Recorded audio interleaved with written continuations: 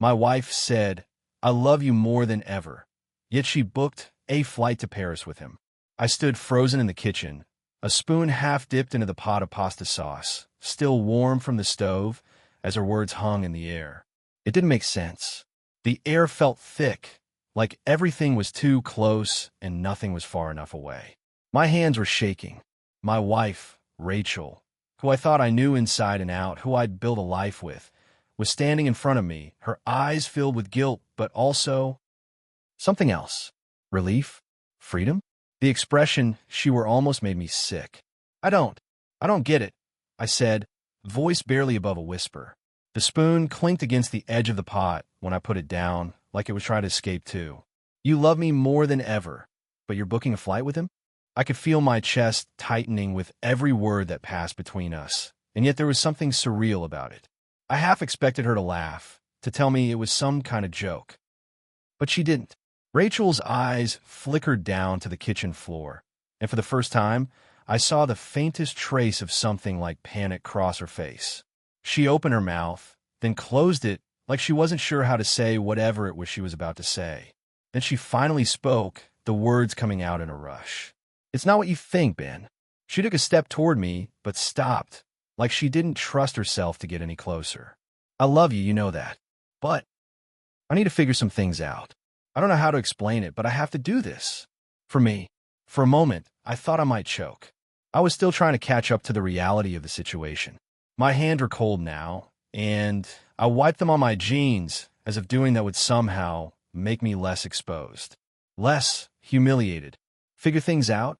I repeated, the words tasting bitter. "By flying across the ocean with him? How long has this been going on?" My stomach was in knots, and I hated how my voice cracked just a little bit. How weak I sounded. But this wasn't about my pride anymore. "You've been planning this behind my back. What? Just telling me you love me so you can break my heart and leave for Paris with him?" Rachel's face turned pale. I wanted to look away, but something kept me rooted to the spot. This wasn't the woman I'd been with for 7 years. The woman I'd laughed with, cried with, argued with over the stupidest things, and built our future around. The woman I'd loved. "I didn't want to hurt you," she said, voice trembling now. "But I can't pretend anymore. I can't be the person you want me to be." She wiped her eyes quickly, but I saw the tears in the corners of her lashes. "I've been lying to both of us, Ben, and I'm sorry, but I need to do this." The last part hit me hardest, like a slap. I'd never heard Rachel speak like this before. There was a certain finality in her voice, a weight behind the words that felt like she was saying goodbye, even though she hadn't actually said it yet. The thought of her being with him in Paris made my blood run cold. And yet the pain wasn't just about the trip. It was about everything that led up to this moment. The distance that had crept between us over the last few months, and how I had failed to see it. I wanted to shout at her, to demand answers, to make her stay, but I knew I couldn't. She was already gone in a way that I couldn't follow. I don't even know how long we stood there in silence, just staring at each other. It felt like hours, but it must have only been a minute or two. Then Rachel broke the silence again. "I think you should go," she said, voice barely audible. I can't do this right now. I need some time." "Some time," I repeated, incredulous. "You want time? You're leaving for Paris with him in 2 days, Rachel. What kind of time are you asking for?" Her eyes hardened, just a little, as she looked up at me. "Please, Ben, just give me some space." I turned away from her then, because I didn't want her to see how much I was breaking. I didn't want her to see how badly I wanted to beg, to throw myself at her feet and beg her to stay, to tell me it was all a mistake. But I couldn't. I couldn't be that guy, the one who begged for love. Not when she was already so far gone. I walked out of the kitchen, my feet heavy like I was dragging something behind me. I needed air. I needed to get out of this house, out of this nightmare. But the minute I stepped into the living room, I stopped. My eyes locked on the flight confirmation email open on her laptop. Paris, departing in 2 days. Her name, his name, the same flight. And it hit me like a truck. There was no mistake, no misunderstanding. My heart hammered in my chest. I don't know how I managed to make it through the next few hours, but I did. I called my best friend, Jake, but I couldn't speak at first. I just let the phone ring until his voice snapped me out of the fog. It was a Tuesday night when Rachel first told me she wanted space. She had barely looked me in the eye, and I had spent the rest of the evening pretending everything was fine. But now, 2 days later, I stood in the living room of the house we'd bought together, feeling like a ghost. She was gone, not physically but emotionally, and I had no idea how to get her back. That night, I didn't sleep. I stayed up, scrolling through old pictures on my phone, remembering the way Rachel used to laugh. The way she'd curl into me on the couch after a long day, her head on my shoulder. It wasn't just the betrayal of her booking that damn flight. It was everything that felt like it had led up to this point. The distance we'd put between each other without even realizing it. How I had let her slip through my fingers. I wish I could say there was some big, obvious sign that this was coming. I wish I could say I noticed the little things, the way she stopped texting me during the day, how we started spending more nights apart, how she always seemed to have something to do when I suggested we go out. But I was too busy. I was wrapped up in work in my own stuff. I never noticed. I spent the next day at the office, staring at my computer screen and barely registering anything going on around me. All I could think about was that damn flight. Rachel had said she loved me, and I want to believe her. I really did. But it was hard to reconcile that with the fact that she was choosing to run away with him. And as much as it hurt, the thing that hurt the most was that deep down, I knew this wasn't just about him. It wasn't even about Paris. It was about us, our marriage. The fact that I had been so blind to the cracks in it. The hardest thing, though, I still didn't know what I was supposed to do now. My wife said, "I love you more than ever." Yet she booked a flight to Paris with him. Part 2. The next 2 days felt like they stretched out forever. Every time I closed my eyes, I saw Rachel's face. The way she looked at me with those sad, apologetic eyes, as if she was asking me to understand something I couldn't. It was like living inside a storm that wouldn't stop raging, no matter how much I tried to find calm. I don't know how to describe it, but when I woke up on the second morning after the conversation, everything felt different. The house felt emptier, even though Rachel was still here, going through the motions of being here. I kept expecting her to say something, to turn around and explain, but she didn't. She had already made up her mind. I made coffee that morning. While I tried to, I didn't even taste it when I drank it, and it was barely warm anyway. I went through the motions just like Rachel was, both of us trapped in this weird, liminal space.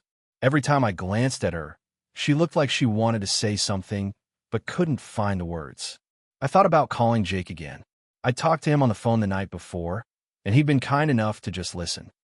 He told me I was better off without her if she was going to act like this, but it didn't make me feel any better. I wanted to fix it. I didn't want to hear anyone tell me I was better off without her. I wasn't ready to let go. I wasn't ready to admit that this was actually happening. At noon, Rachel finally said something. We'd been sitting in the living room, both of us staring at our phones, trying to avoid each other's eyes, when she put her phone down and took a deep breath. "Ben," she said, voice soft. "Can we talk?" I didn't answer right away. What was there to say? We'd already talked, hadn't we? But I nodded, sitting down across from her on the couch. I could feel my pulse quicken. This could go one of two ways. She could finally explain herself, or she could double down on what she'd already told me. Either way, it wasn't going to be easy. "I don't know how to say this," Rachel started, looking down at her hands, "but I think I've been running away from who I am, from what I really want, for a while now." She paused, taking in a sharp breath. I thought I could just bury it, that it would pass, that I could keep pretending everything was fine between us. But it hasn't been fine for a long time, Ben, and I didn't know how to fix it. I felt my stomach drop. There was the acknowledgement that something had been broken, not just for weeks or months, but for a long time. The very thing I had been afraid of, the thing I couldn't allow myself to see. "What do you mean by what you really want, Rachel?" I asked, barely able to control the trembling in my voice. She hesitated, looking out the window, her face tight. "I want to feel alive again. I want to feel something," she said. "And I don't know what that is with you anymore." She glanced up at me then, and I could see how much it pained her to say it, but she didn't look away. "I think I've been afraid to face the fact that I don't feel alive in this marriage anymore. I don't feel connected to you the way I should, the way I used to. I couldn't even respond at first. It felt like someone had pulled the rug out from under me, and I was just left staring at her, the woman I'd spent 7 years with, as if she was a complete stranger. So that's it? You're just leaving? You're choosing him? Her lips pressed together in a thin line. I'm not choosing him. I'm choosing myself. I need to figure out who I am outside of this relationship. I need to see if there's anything left of the person I used to be. And if that means going to Paris with him, then maybe I need to do that. The words hit me harder than I expected. I need to figure out who I am outside of this relationship, as though I had somehow become a trap to her, a cage. I blinked, fighting back tears. And you think this will fix it? Going halfway across the world, staying with him? My voice broke a little, but I didn't care anymore. I'm still here, Rachel. I still love you. I don't understand how this is going to fix anything. Rachel swallowed hard, the tears threatening at the corners of her eyes. She wasn't unfeeling. She was just lost. I could see that now, maybe for the first time, but it didn't make this any easier. If anything, it made it worse. I'm sorry, she whispered, her voice cracking. I didn't want to hurt you. I never wanted to hurt you. I stood up abruptly, pacing the length of the living room. I couldn't sit still, couldn't stay in the same place as her. Every part of me was screaming to run away, to make her understand, but I knew deep down that this wasn't about me. It wasn't even about us anymore. This was about Rachel trying to figure out who she was, and she didn't think I was part of that equation anymore. She started, but I cut her off, shaking my head. I can't, Rachel. I can't do this. I can't be here while you're already gone. I can't. I don't know who you are anymore. I felt like I was choking on my own words. Maybe you need to go. Maybe we both do. She looked at me, and for a second, I thought she might break. But instead, she stood up, wiping her eyes. I think you're right, she said quietly. Maybe we both do. That night, she packed a bag. I knew she wasn't leaving immediately, but I knew where she was going. She was leaving for Paris with him. It wasn't just about the plane ticket. It was about everything that had led up to it. The silence between us, the things unsaid, the distance that had only grown wider and wider between us. I don't remember exactly when she left. Maybe it was the next morning. All I know is that one day, I was sitting at the kitchen table, staring at an empty chair where she should have been, and the next, I was walking around our apartment by myself.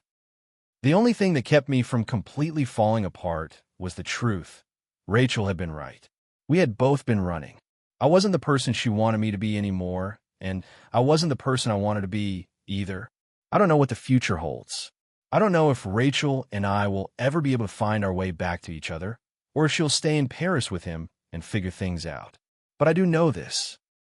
When you spend years of your life with someone, it's easy to forget that love is not something you do for someone else. It's something you both choose to keep alive every day. I don't know if she'll choose me again, but I'm starting to think I need to choose myself. And that's the hardest part, isn't it? Letting go when you're still holding on.